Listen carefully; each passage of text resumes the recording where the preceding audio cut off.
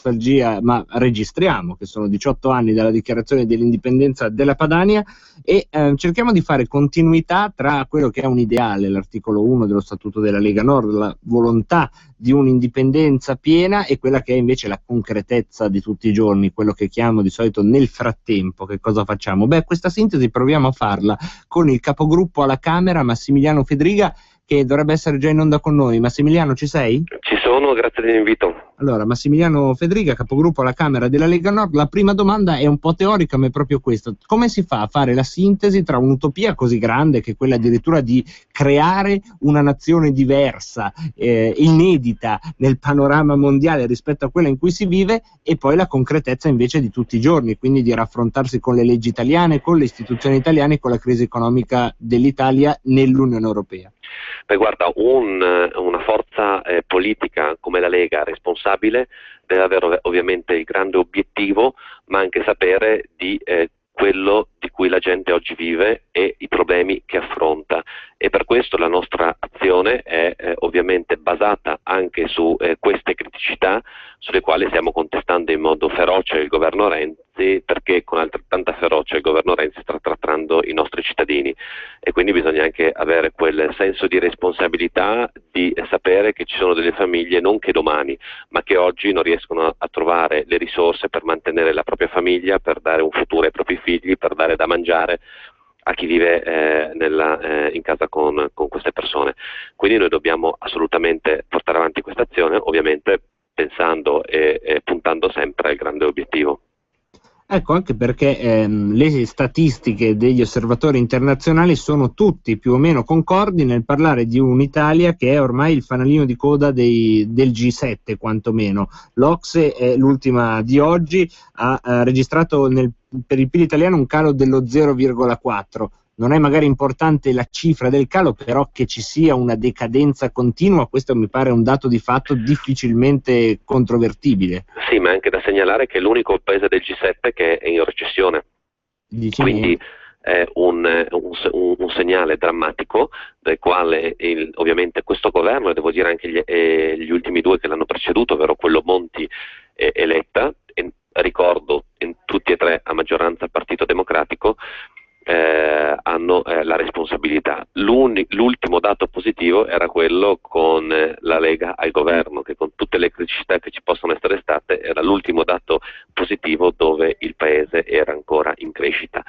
Quindi è giusto ricordarlo anche per una verità dei fatti, e per ricordare che forse le formule magiche di Monti o di Letta o di Renzi, che erano necessari per rilanciare il paese, per far riprendere l'economia, per ridare opportunità occupazionali ai nostri cittadini, si sono dimostrati in realtà l'esatto opposto, ovvero più disoccupazione nel paese. Abbiamo il massimo storico sia di quella giovanile che di quella generale, maggior numero di imprese che chiudono, 1.000 disoccupati al giorno, 1.000 nuovi disoccupati al giorno, e dunque delle formule drammatiche che hanno più che altro preferito garantirsi qualche poltrona in più, una fra tutte quella della Mogherini in Europa, invece di andare in Europa, distruggere questo modello europeo e costruirne uno che possa dare risposte ai cittadini del nostro paese, e invece di continuare a dare dei vincoli che stanno ammazzando l'impresa e le opportunità per un futuro migliore, o perlomeno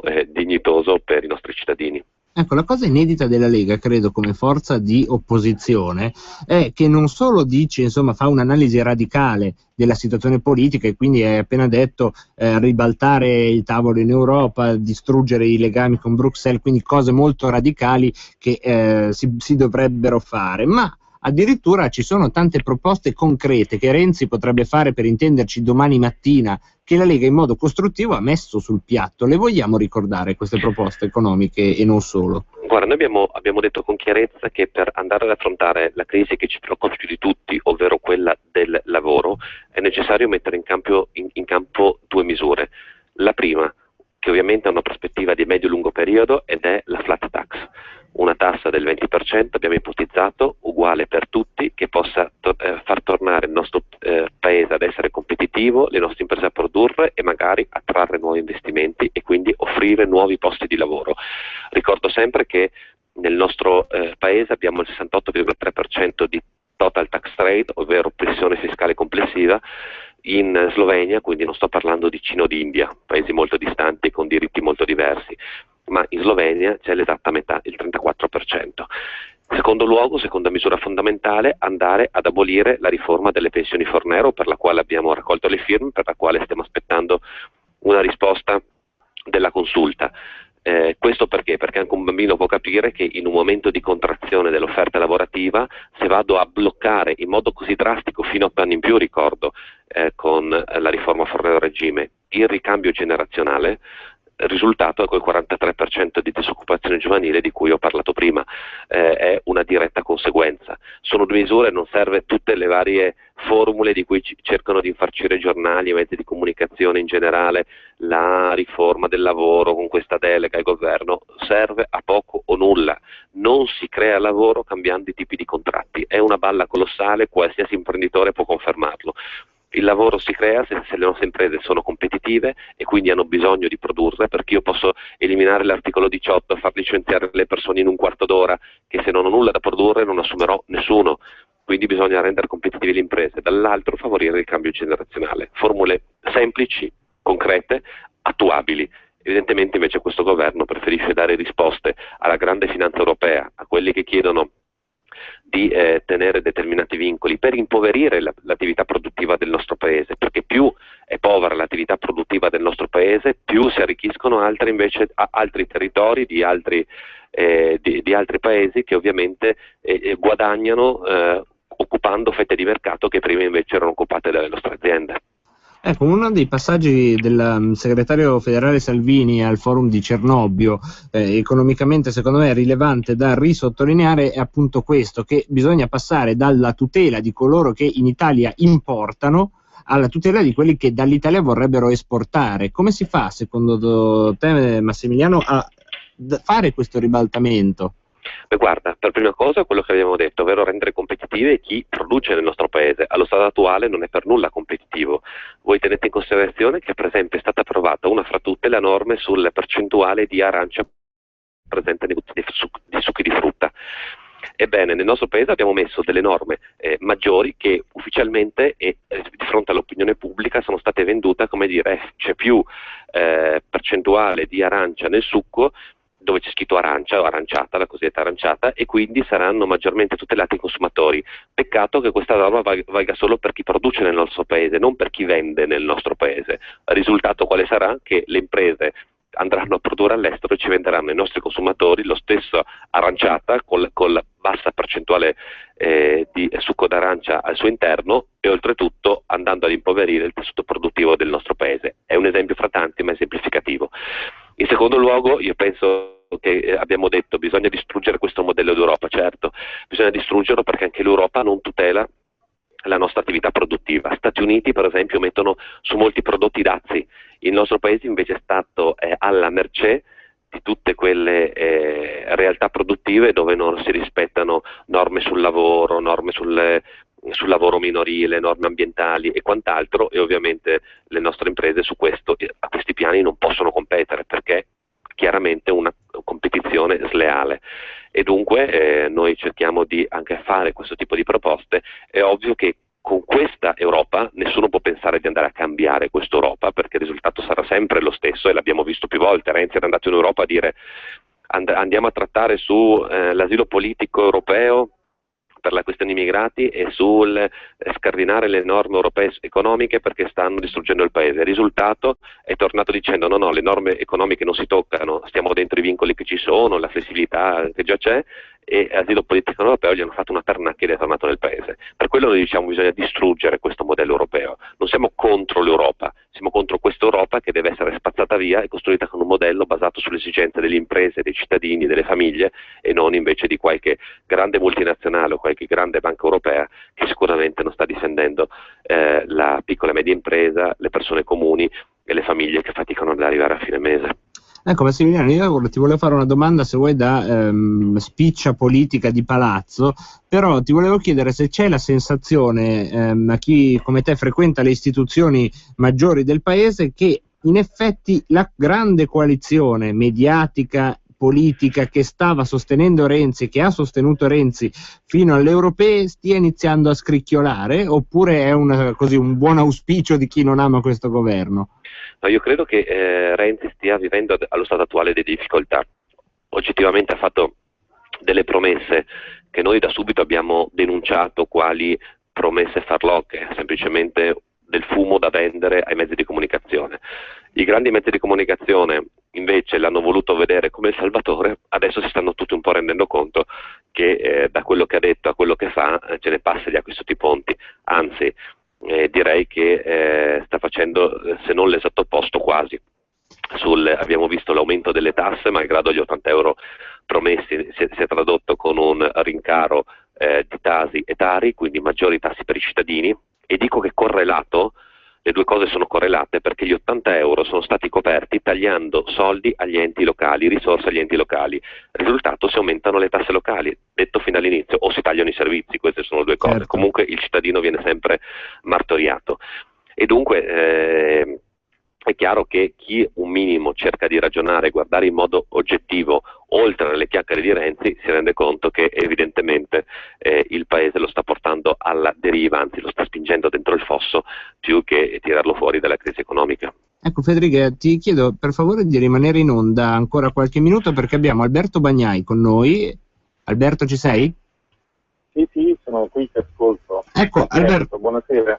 Buonasera Alberto, volevo chiederti, tu che sei un professore universitario che insomma ha tutta la credibilità per fare un'analisi il più indipendente possibile, perché non hai alcun interesse né legato alla politica, non fai parte di nessuna cricca né di nessuna camarilla, anzi quando hai scritto il libro sull'euro sei stato messo in tutte le liste nere in cui vanno messi alcuni intellettuali italiani, questo ti fa onore, però ti volevo chiedere se in questo momento l'economia italiana quanto è grave il malato, ecco, perché a giudicare dal tipo di comunicazione che fa il governo sembra che l'economia italiana abbia insomma l'influenza, una bronchitella. Quant'è invece, con le analisi che tu fai anche sul tuo sito Asimmetrie, grave la malattia italiana economica in questo momento? La malattia italiana è gravissima. Io sto ultimando e spero di consegnare a fine settembre il mio prossimo libro, che parte proprio da una constatazione dell'entità dei danni. La crisi che stiamo vivendo è la più grave in termini di distruzione di reddito subito dopo la Seconda Guerra Mondiale. Voglio dire che dal 1861, Unità d'Italia, diciamo così, sulla quale ovviamente si possono avere valutazioni contrastanti, ultimamente se ne hanno, che è un processo molto interessante, ma insomma dall'Unità d'Italia ad oggi i due eventi più distruttivi sono stati la Seconda Guerra Mondiale e questa recessione in termini economici. Ora, nella Seconda Guerra Mondiale noi eravamo bombardati qualche volta dagli americani, qualche volta dai tedeschi, senza capire troppo bene chi era l'amico e chi era il nemico, ma insomma di fatto ci bombardavano tutti, quindi che ci sia stata una distruzione è abbastanza normale. In queste circostanze, fuori dalle circostanze belliche, questa è la crisi non solo più grave, perché è stata più grave anche della crisi del 29, ma più prolungata.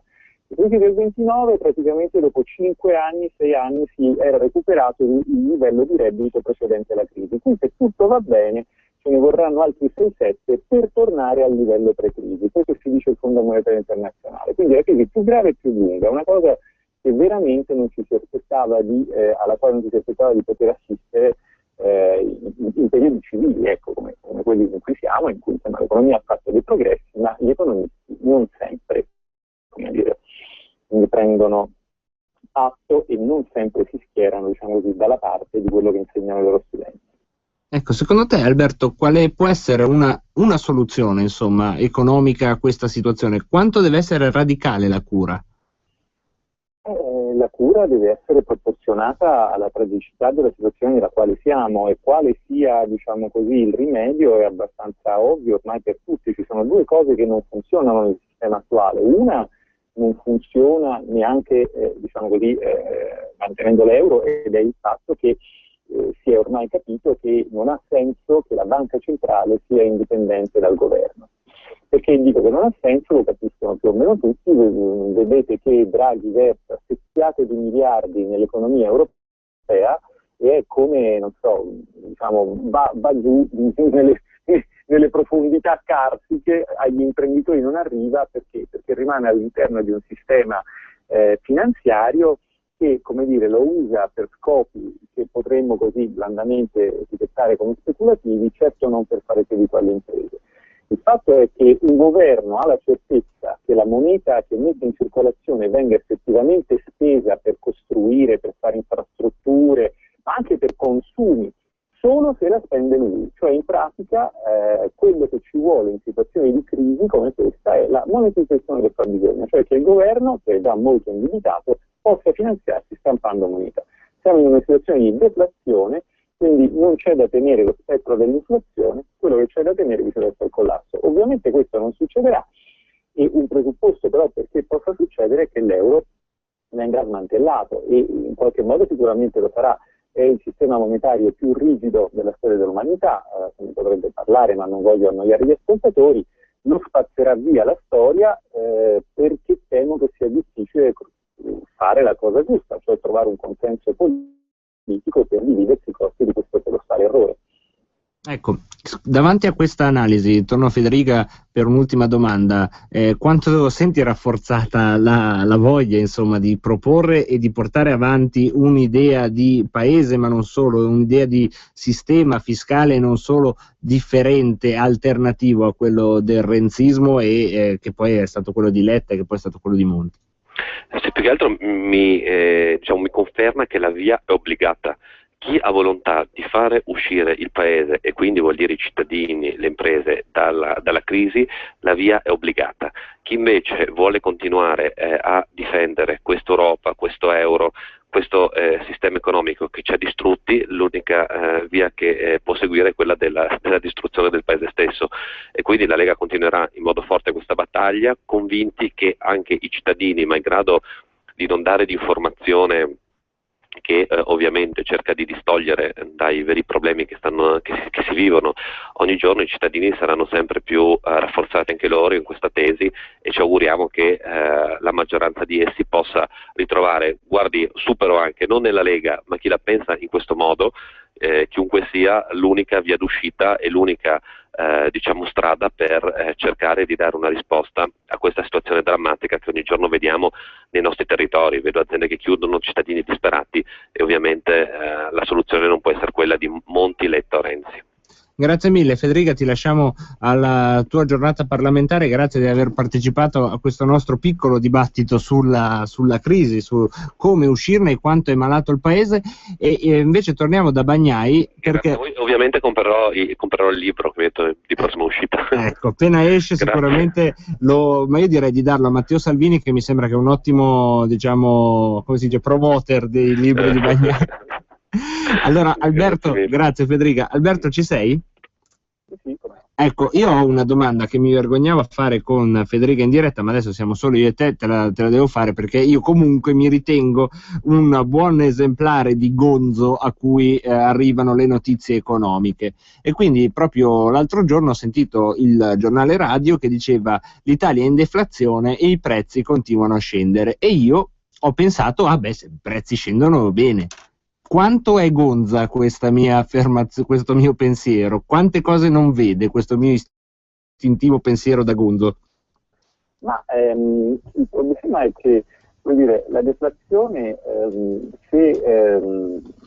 la deflazione ha un paio di conseguenze negative. Una è quella della quale ci informano adesso i giornali, cioè si sostiene che se tu ti aspetti che i prezzi calino, probabilmente rinvierai alcuni acquisti. Questo soprattutto secondo me per acquisti di un certo rilievo, per esempio acquistare un appartamento, cose di questo tipo, il che significa fondamentalmente che nell'immediato nessuno spende e naturalmente questo andrebbe un attimo interiorizzato da tutti quelli che partecipano al dibattito politico-economico. Bisogna capire che se nessuno spende nessuno guadagna, questo poi è il problema. Cioè, quando uno parla di spesa sembra sempre una cosa brutta, quando uno parla di guadagni sembra una cosa bella, sono la stessa cosa vista da due punti di vista diversi. Ma il vero problema della deflazione riguarda non tanto questi problemi di reddito quanto gli assetti patrimoniali, perché la deflazione di fatto che cosa determina? Determina un calo dei prezzi, quindi poi a valle anche un calo o una stagnazione dei salari, questo rende molto più difficile per tutti gli attori economici rimborsare i propri debiti. In altre parole, la deflazione, rendendo per così dire più pesante, con più potere di acquisto, più forte la moneta, penalizza pesantemente i debitori. Ora capite bene che in una situazione, diciamo così, normale, come dire, la si potrebbe anche guardare con un occhio meno preoccupato, ma in una situazione nella quale tutti sappiamo che siamo in una crisi debitoria di proporzioni epocali, il fatto che in più ci si aggiunga anche la deflazione indica semplicemente che sarà impossibile per i debitori restituire le somme che devono, e con tutto quel che ne consegue di problemi legali, di necessità di ristrutturare i debiti, di atteggiamenti vessatori da parte dei creditori, come l'atteggiamento per esempio tedesco. Quindi non è assolutamente un fenomeno come dire, rassicurante, al contrario. Ecco, l'ultima domanda che volevo fare al professor Bagnai è questa. Di tanti nodi che stanno per venire al pettine, uno su tutti il meccanismo del fiscal compact e tanti altri però, perché il fatto di non produrre alla fine sta creando una serie di buchi nella barca. Quali saranno però secondo te i primi nodi che verranno al pettine e tra quanto economicamente? Era al pettine, è già avvenuto al pettine, l'avevo già, diciamo così, ampiamente annunciato, ma questa volta ormai non più da solo, perché insomma il buon senso comincia a prevalere subito dopo le elezioni europee. Il fatto è che se restiamo in questa gabbia non ci sarà modo di far ripartire la crescita. Lo stesso Renzi, con la mancetta degli 80 euro, aveva detto che sarebbe servita per far ripartire la domanda, che i consumi sarebbero aumentati del 15%, eccetera, eccetera. Per quel che ne so io, nella prima settimana di settembre, nella grande distribuzione organizzata, i consumi, quindi la spesa e il fatturato, è diminuito del 5% rispetto alla stessa settimana dell'anno precedente, quindi l'Italia è in avvitamento e in caduta libera. Se cadono i consumi, cade evidentemente il reddito di chi vende dall'altra parte, cade poi alla fine il reddito nazionale. Quando cade il reddito nazionale, il governo si troverà di fronte alla sua, diciamo, promessa di restare dentro i parametri europei. Questa promessa verrà sconfessata e il governo dovrà prendere una decisione. Bisogna vedere come se la giocano sul piano politico, nel senso che da un punto di vista economico, è scritto anche sul mio blog, nell'ultimo post che ho scritto, riportando anche tutte le citazioni di chi l'aveva detto, era assolutamente evidente che il fiscal compact non sarebbe stato rispettato. Il motivo è molto semplice: non è stato rispettato neanche il patto di stabilità e di crescita, che era tutto sommato molto più leggero, perché imponeva solo un vincolo del 3%, mentre il fiscal compact impone il vincolo del pareggio di bilancio, quindi non si può assolutamente fare questo. Quindi il fiscal compact era nato morto. Adesso bisogna vedere come questo governo riesce politicamente a giocare il fatto che deve, come dire, rinnegare le proprie promesse in sede europea, come riesce a giocarla sia in sede europea che in sede italiana. A me sembra che Renzi stia perdendo quella cosa che personalmente non vi ho mai accordato, ma questa è un'opinione mia, ovviamente non voglio imporla agli ascoltatori, cioè la credibilità. Io a Renzi non ci ho mai creduto, si vede che è una persona che parla con poca cognizione di causa e con, diciamo, un certo modo all'americana, no, di fare politica con gli annunci. Però a quel che vedo dai sondaggi sono sempre di più a accorgersene, e questo ci espone a una grave instabilità politica. In altre parole, c'è il famoso discorso del panettone, visto che voi siete Lombard ed è una creazione vostra, che non so se al panettone Renzi ci arriva, probabilmente sì, però considerando che siamo in un quadro politico in cui la Grecia deve andare alle presidenziali, ogni paese ha la sua pena, indubbiamente una certa instabilità politica credo che ce la dobbiamo aspettare. Ecco, quindi ne vedremo delle belle, perché certamente una coalizione così grossa come quella che ha sostenuto Renzi al suo, diciamo così, arrivo a Palazzo Chigi, non si può dire elezione per le ragioni che sappiamo, difficilmente si era vista nella storia politica italiana, e quindi le coalizioni grosse generalmente poi tendono a sfilacciarsi nello stesso breve tempo in cui si sono formate, quindi questo vedremo se è quello che succederà. Alberto, un ultimo secondo insieme per ricordare chi vuole approfondire le tematiche che abbiamo toccato, dove può andare a guardarle, su quali blog? Può andare a guardare, intanto se cerca bagnai.org trova tutti gli indirizzi sia dell'associazione che ho costituito, Asimmetrie, sia del mio blog sul fatto dove trova tutti gli articoli che ho scritto per i vari giornali, dei quotidiani.